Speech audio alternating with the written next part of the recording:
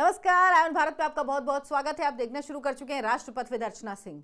अरविंद केजरीवाल इस वक्त डरे हुए हैं क्योंकि उनको लगता है कि कांग्रेस पार्टी उनका खेल बिगाड़ सकती है। अरविंद केजरीवाल कह रहे हैं बीजेपी से डर नहीं लगता जी, आम आदमी पार्टी को सिर्फ और सिर्फ कांग्रेस से डर लगता है। कांग्रेस को मुझसे दूर रहने दीजिए, लेकिन कांग्रेस पार्टी अगर चाहे तो पूरा खेल बिगाड़ सकती है आम आदमी पार्टी का। और इसी वजह से अरविंद केजरीवाल लगातार ये साबित करने में लगे हुए हैं कि आम आदमी पार्टी ही अकेले चुनाव लड़ रही है, बीजेपी और कांग्रेस एक साथ हैं। बीजेपी के दफ्तर में ही कांग्रेस पार्टी की लिस्ट बन रही है, उसके बड़े नेताओं को बीजेपी फंड कर रही। सारा झूठ, सफेद झूठ, गलत नैरेटिव, ऐसी बात जो कोई बेवकूफ भी नहीं मान सकता, लेकिन सरजी तो सरजी हैं, वो कुछ भी कह सकते हैं। इस चुनाव में किसका पलड़ा भारी है? 2025 जो अभी जिन चुनावों की तारीखों की घोषणा हो चुकी, 5 फरवरी को चुनाव और 8 फरवरी को गिनती है वोटों की दिल्ली के, वहां पर पलड़ा भारी आम आदमी पार्टी का तभी तक है जब कांग्रेस अपनी पुरानी स्थिति से उबर ना पाए। 2020 में कांग्रेस को 4% वोट मिला था और अगर कांग्रेस अपने इन्हीं वोटों पर कायम रहती है तो यही सबसे मुफीद स्थिति होगी आम आदमी पार्टी के लिए, अरविंद केजरीवाल के लिए। अरविंद केजरीवाल बार बार कह रहे हैं कि दिल्ली में जो मुकाबला है वो आम आदमी पार्टी और बीजेपी के बीच है। वो नहीं चाहते कि सियासी लड़ाई के फ्रेम में कहीं से भी कांग्रेस नजर आए। कांग्रेस को वो लगातार इस फ्रेम से बाहर रखने की कोशिश कर रहे हैं। वो कांग्रेस को चुनौती ही नहीं मान रहे हैं। लेकिन क्या वाकई में ये सच है? आम आदमी पार्टी को सच में कांग्रेस से सावधान रहने की जरूरत नहीं है क्या? क्या कांग्रेस आपका गेम नहीं बिगाड़ सकती है? अरविंद केजरीवाल का कांग्रेस को लेकर जो आकलन है वो ना पूरी तरह सही है, ना ही पूरी तरह से गलत है। क्यों?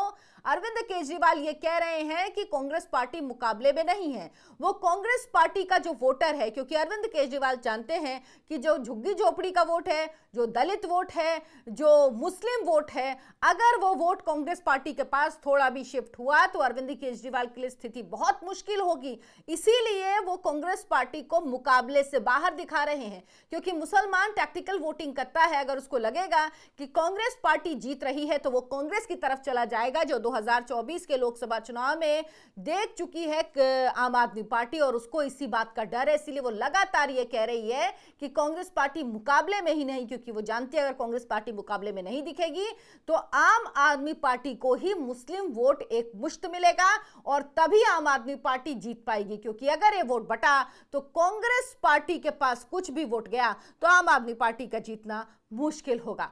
सवाल यह है कि आम आदमी पार्टी की कांग्रेस से दुश्मनी क्यों है? वो कांग्रेस जिसके साथ अभी तक इंडिया अलायंस में आम आदमी पार्टी है, वो कांग्रेस जिसके साथ 2024 के चुनाव में दिल्ली में साथ लड़ा, लेकिन अब दिल्ली विधानसभा चुनाव में आखिर दुश्मनी क्यों पाल ली है?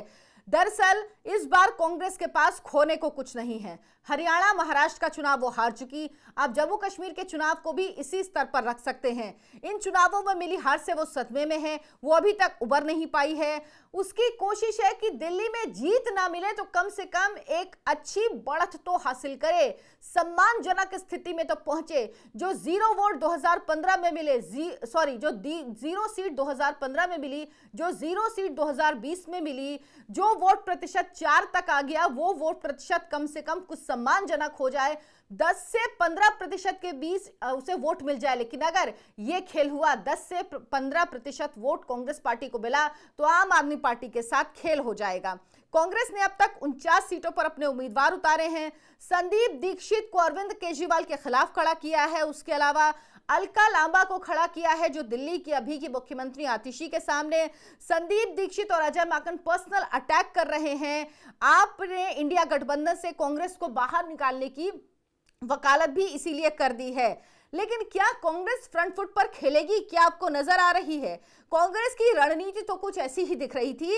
अरविंद केजरीवाल को कांग्रेस हल्के में लेने की गलती नहीं कर रही। जो दिल्ली के नेता हैं वो फ्रंट फुट पर आकर खेल रहे थे, चाहे अजय माकन हो, चाहे संदीप दीक्षित हो, लेकिन राष्ट्रीय नेतृत्व ने दिल्ली चुनाव में उन्हें थोड़ा पीछे रहने के लिए कह दिया। और राष्ट्रीय नेतृत्व यानी राहुल गांधी गायब हैं, प्रियंका गांधी गायब हैं, खड़गे जी गायब हैं, ये तीनों नजर नहीं आ रहे। दिल्ली में होने के बावजूद दिल्ली न्याय यात्रा में ये लोग शामिल तक नहीं हुए, समापन जब हुआ तब भी ये लोग नहीं पहुंचे।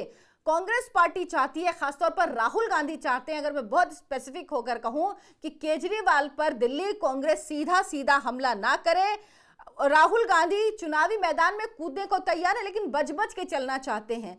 वो कांग्रेस को सामने भी लाना चाहते हैं, आम आदमी पार्टी से लड़ना भी चाहते हैं, लेकिन साथ ही चाहते हैं कि डायरेक्ट केजरीवाल पर सीधा अटैक नहीं किया जाए। देखिए, हो सकता है कांग्रेस पार्टी अगले हफ्ते या एक चुनावी रैली करे जिसमें राहुल गांधी भी शामिल हों। अरविंद केजरीवाल के सामने कांग्रेस बड़ी चुनौती नहीं है, वो ये मान रहे हैं, क्योंकि पिछले 3 चुनाव का डेटा उनको ये बता रहा है। 2013 में कांग्रेस पार्टी को सिर्फ 7 सीट मिली। वो कांग्रेस पार्टी जिसके पिछले 3 बार से 98 में, 2000 उसके बाद 2003 में, 2008 में जिसका मुख्यमंत्री था, 2013 में उसको सिर्फ 7 सीट मिली, 2015 में 1 भी सीट नहीं मिली और 2020 में भी 0 का आंकड़ा ही रहा। अब इन नतीजों को देखिए तो आपको पता लगेगा कि आम आदमी पार्टी की जीत की सबसे बड़ी वजह कांग्रेस की हार है। आम आदमी पार्टी का उदय ही कांग्रेस के पतन से हुआ।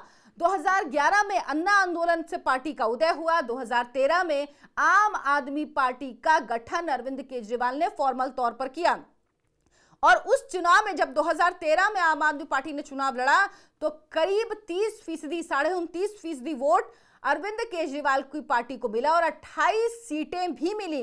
कांग्रेस 8 सीट पर सिमट गई।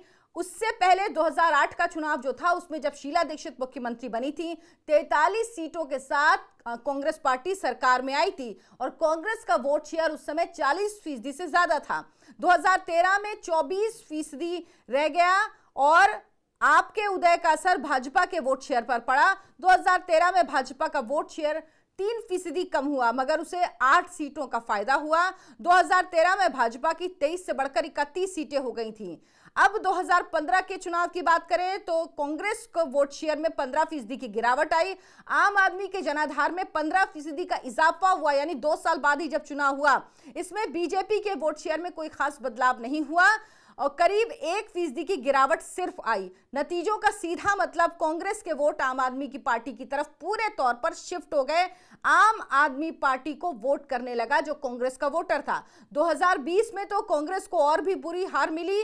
2020 में उसका मत प्रतिशत 4, 4.5 के आसपास रह गया। इस बार केजरीवाल की आम आदमी पार्टी का जनाधार लगभग उतना ही रहा। 62 सीटें 70 में से इस बार हासिल की। भाजपा को वोट शेयर के लिहाज से थोड़ा फायदा हुआ। 2020 में उसके 6% वोटों में बढ़त हुई। इसका मतलब चुनाव में कांग्रेस का वोट भाजपा की ओर भी शिफ्ट हुआ। 2015, 2020 में सीट की बात करें तो आम आदमी पार्टी की लहर थी इन दोनों ही चुनावों में। 2015 में 67 तो 2020 में 62 सीटें आम आदमी पार्टी ने हासिल की थी। अब कांग्रेस के सामने एक अपॉर्चुनिटी है। 10 साल तक सत्ता में रहने के बाद आम आदमी पार्टी के खिलाफ एंटी इनकम्बेंसी है। अरविंद केजरीवाल अपने तमाम वादे नहीं पूरे कर पाए। अरविंद केजरीवाल जो भ्रष्टाचार विरोधी आंदोलन से निकली हुई पार्टी की अगुआ हैं, वो खुद भी भ्रष्टाचार के मामले में जेल गए, जमानत पर बाहर हैं। आधी से ज्यादा पार्टी की यह हालत है। इसीलिए कांग्रेस उम्मीद कर रही है कि वो शायद इस बार कुछ बेहतर कर पाए, अरविंद केजरीवाल के वोट में सेंध लगा पाए और अगर ऐसा कुछ हुआ तो इसका सीधा सीधा फायदा भाजपा को मिलेगा। ये बात अरविंद केजरीवाल जानते हैं और इसीलिए वो डरे हुए हैं। इसीलिए वो दिखाने की लगातार कोशिश करते हैं कि कांग्रेस तो कहीं मुकाबले में ही नहीं है, लेकिन जनता 5 तारीख को तय करेगी कि कांग्रेस मुकाबले में है या दिल्ली से कांग्रेस का राजनीतिक रूप से सफाया हो चुका है। आप क्या सोचते हैं? हमें कमेंट करके बताएं। वीडियो को लाइक करें, शेयर करें, चैनल को सब्सक्राइब करें। धन्यवाद, नमस्कार।